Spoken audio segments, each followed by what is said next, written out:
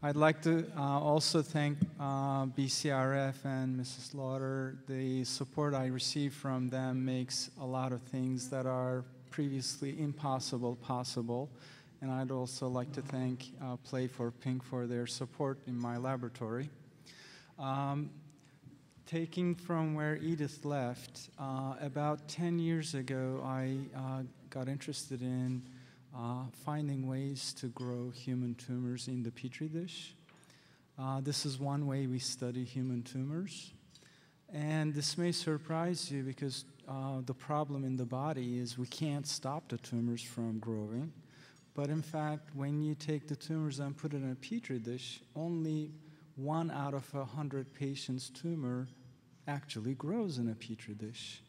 So this prevents us from studying them in the laboratory.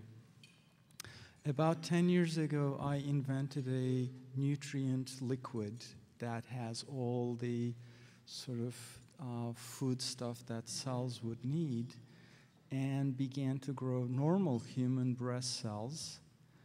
And over the past 10 years, we adapted this to tumors, first to ovarian tumors. And I can report to you that in the past year, we were able to grow out of 26 patients that came to the clinic, 25 of their tumors could be grown in the laboratory. So now we're trying to transfer this technology to breast, and it is working. And I think in a year, I'll be able to tell you that we'll be able to grow 90% of patients' tumors in the Petri dish. So what's our vision for doing this?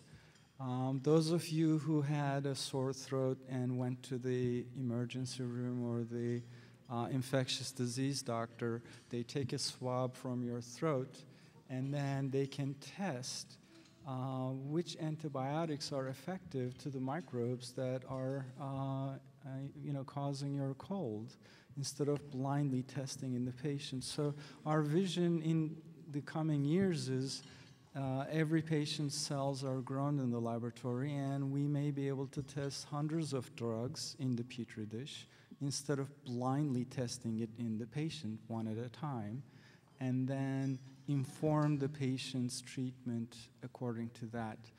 I would have said that this was a dream 10 years ago. I think it's quite possible and around the corner in the next few years, so I'll stop there.